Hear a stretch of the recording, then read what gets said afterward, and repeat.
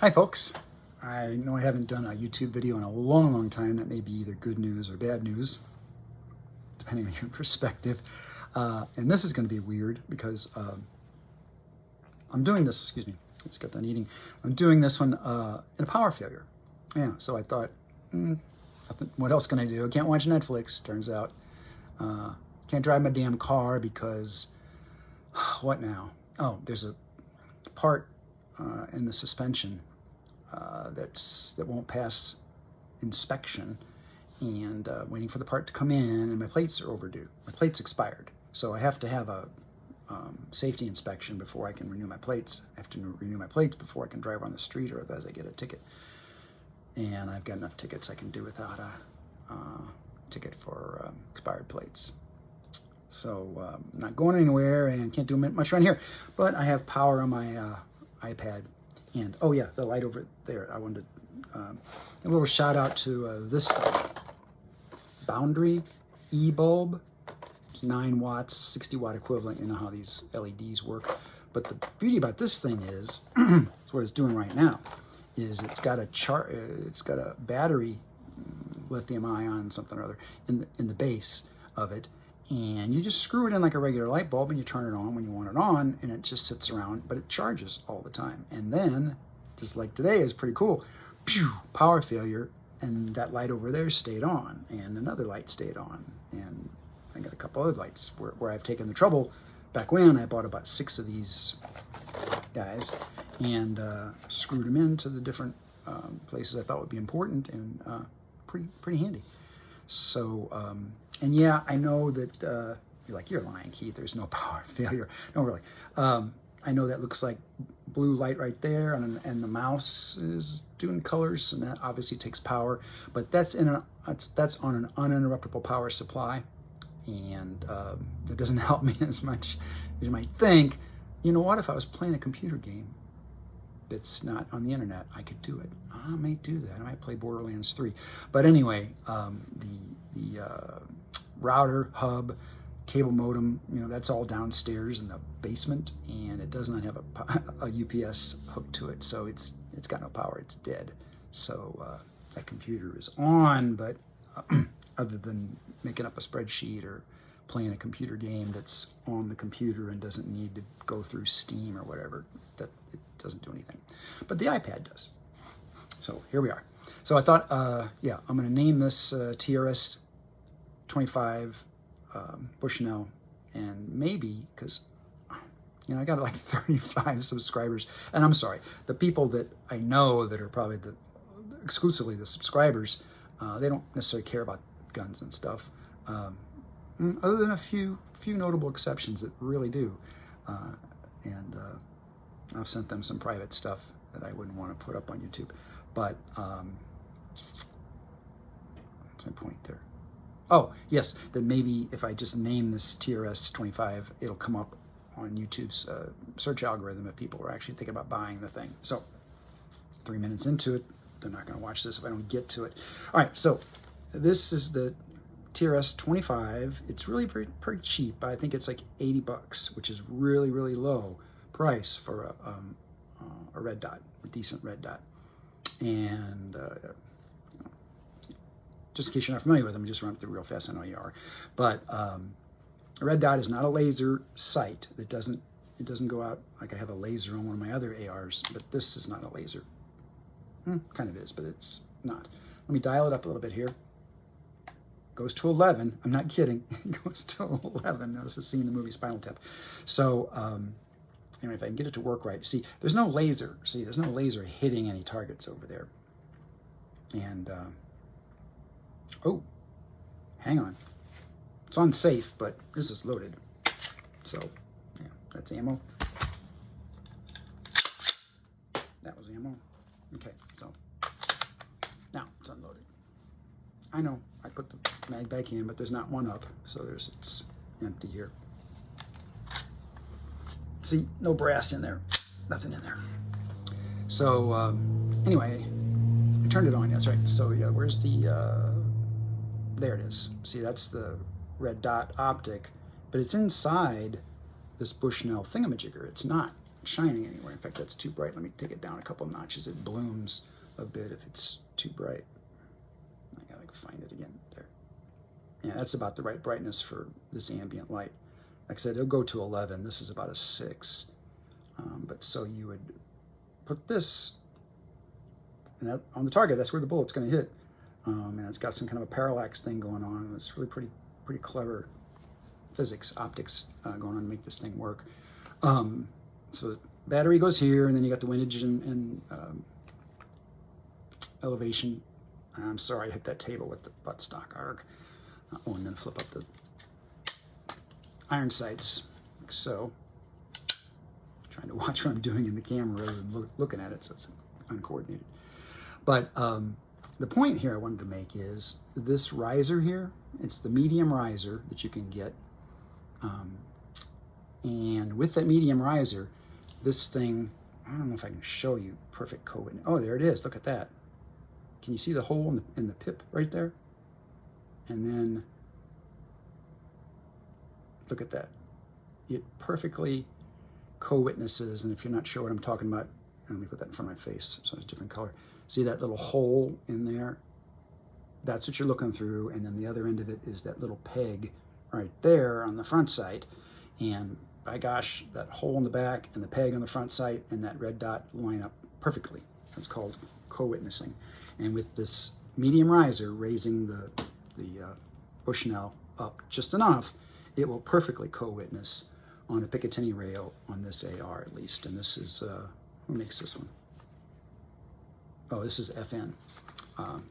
Yeah, so I had this, my voice sounds like shit, sorry. It's been that way for a few days.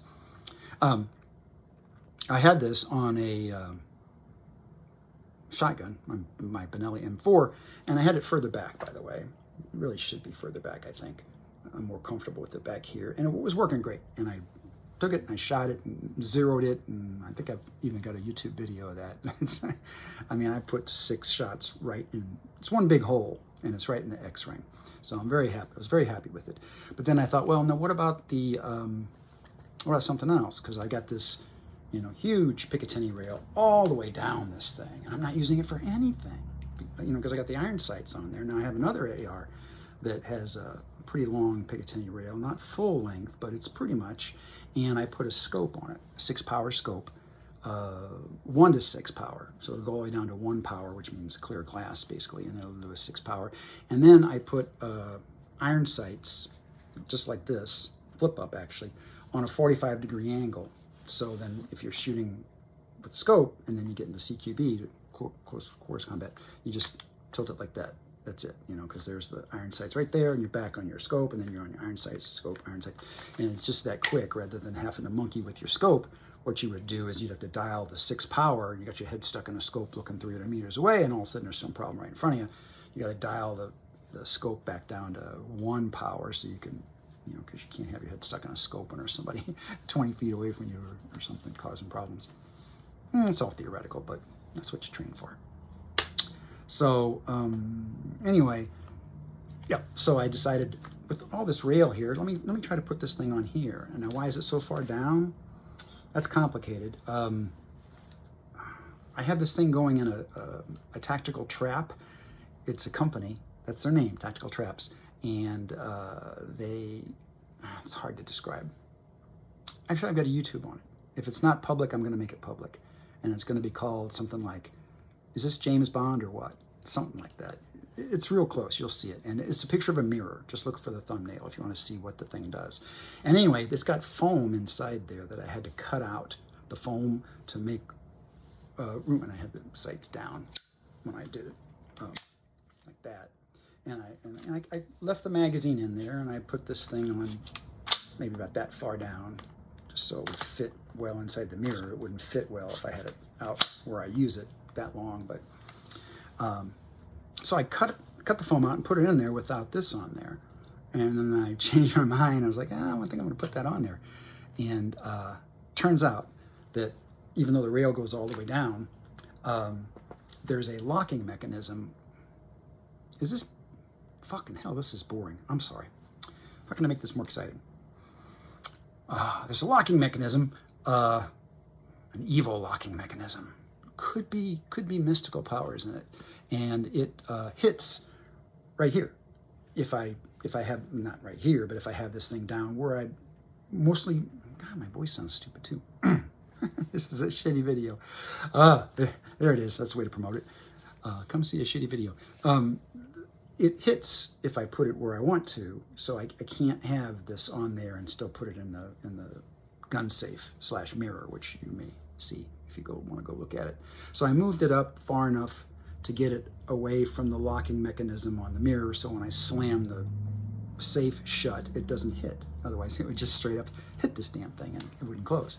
So I moved it up a bit, and I don't think it's really a problem because, is it still on? Sure it is, because I never turn it off. Yeah, so I think that's fine to be looking through. I mean, all it means is if it's a little further away, I don't get to see around it as much. But I got my other eye, it's open, I can see what's going on around it, and all I need to see here is the dot where the thing's gonna hit. I don't care about, too much around it, so I think it's gonna be fine.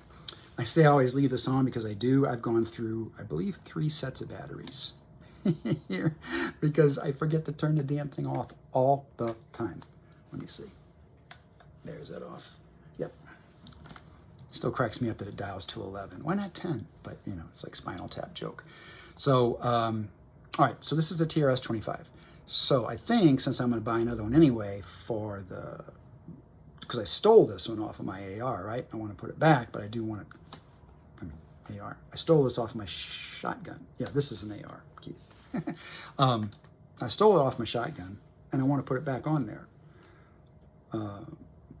Yeah, so I'm going to get the TRS-26. 26, I know it's only one number higher than the 25, but it costs twice as much. But the reviews are really good on the 26. The reviews are good on this thing too for 80 bucks. The TRS-26 is $160. I mean, your mileage may vary, but I'm saying what it is right now on Amazon. And it's supposed to be a lot better. The mounting hardware, they say, is better. People bitch. I don't have a problem with this, but people bitch about this mounting hardware. I think it's fine, solid. I've never had it fall off or anything. Also, the battery life. That battery life here is supposed to be 3,000 hours. On the 26, it is 50,000 hours. 50,000 hours versus 3,000 hours on the same batteries. So that's gonna, save me a lot of changing out batteries, even if I forget it. Although, if I left it for a week, I don't know how many hours it is. I have to do the math, but it wouldn't do it any good. But even more important than the 50,000 hours thing is that the TRS-26 has an auto off feature. So if I left it, I don't know if it's motion sensitive, probably so or something. Maybe just times out after half an hour or an hour, which would be great because I'd put it away in a bag or I'd put it in a gun safe, and then after an hour it would go off, even though I'm an idiot and didn't turn it off myself, and it saves me yet another set of batteries. Does it use 2? I think it uses 2 of those coin batteries. So I bought like 10 of them because I'm like, I'm apparently going to need these, but that's before I decided to get that 26. Now, I'm still going to have this one, and I'm still going to leave it on probably like an idiot. And, but, one thing at a time. At least I get the 26 for the shotgun. What else is there about the 26? Well, I wouldn't use a medium riser on it because I don't use a riser on the shotgun because there are no other sights. You're not trying to get it to co-witness with anything because the shotgun doesn't have sights of any. It's got a little notch in the back and a little thing in the front, barely. It's a shotgun, it's not a sniper rifle. But when I'm using slugs, you only get, it's only one bullet. So it's a 1 ounce, 31 gram slug. And it is kind of nice to have a sight to show you where it's going to go. So I'm completely unprepared as always. I guess I shouldn't have worn black when I'm doing this in a power failure. I got this door open. It's, I don't know what time it is, 6 o'clock? Yeah, 6:45 actually, but the sun's still up, so that's good. Do I have any knock-knock jokes for you? I don't think I do, so maybe I should just get out. Hey, this is 14 minutes. This is pretty much the shortest video I've ever done. Or not ever. Got some shorter ones. But I'm going to go look for that Tactical Traps mirror thing to show. I guess it does kind of give away the secret, but the cross section of people that would see it, you know, with a Venn diagram on top of the people that would be here in this house to be able to know, oh yeah, that's not a mirror, that's actually a gun safe, and there's, you know, 3 or 4 guns in there and some grenades and some magazines loaded, and that's about it. But anyway, that's okay. I'm not worried about the security issue of that. I got it because it was James Bond. It was so cool. Wait till you see it. If you do, please do watch it. I would really ask a favor to watch the thing. It's only 22 seconds long, I promise. 24 seconds maybe. If I'm gonna promise, I think it's 24. But I needed more gun safe room, and rather than just getting another gun safe like the one I have and just stacking 2 of them side by side, I saw this thing advertised and I thought, that thing is badass. I want to get that. So I do have it. I could show it to you now, but I'd have to pull this camera off of here, this iPad off of here, and oh, it's too junky over there anyway. I'm not prepared, but if you would, go look at the video. Sorry, I can see how grainy this is because this thing is it's straining to find enough light in here, you know, to be able to make a video, and it's doing its light balancing thing. If I didn't have it doing that, it'd be pitch dark in here probably, because it is crazy dark. I'm surprised this is so light. All right, so what, does that cover it? I think it does. This is a normal capacity, not high capacity. But since that subject did come up, high capacity magazines, I went out and got a couple for, this holds 30 rounds. That's what it's supposed to hold. But I got a couple, or 4 40 round.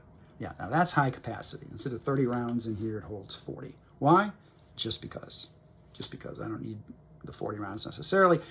I can have to change magazines a little less often when I'm at the range, but the place I go to, you rent it by the day, so there's no hurry. The limiting factor is always these days is ammo. God, it's like $1 per round. You know, I'm throwing dollar bills downrange every time I pull the trigger. So that's what limits you, makes you go home. Not because you're tired, and not because the per hour rate for the lane is, oh, I don't want to buy another hour, because you don't. It's one full day. So what's my point there? Oh, changing mags. Yes, I think I have another video. If it's not private, I mean, if it's unlisted, you know, it is unlisted. I don't know. I'm gonna make it public too. Screw it. It's me at the range changing mags about 7 times, and the idea is I'm not shooting as fast as I can, but slow is smooth and smooth is quick. Changing mags. Oops. I want to shut this down. I got an Instagram thing, and I want to answer that. So there you go. That's it. And I'm getting out of here fast. Take care, everybody.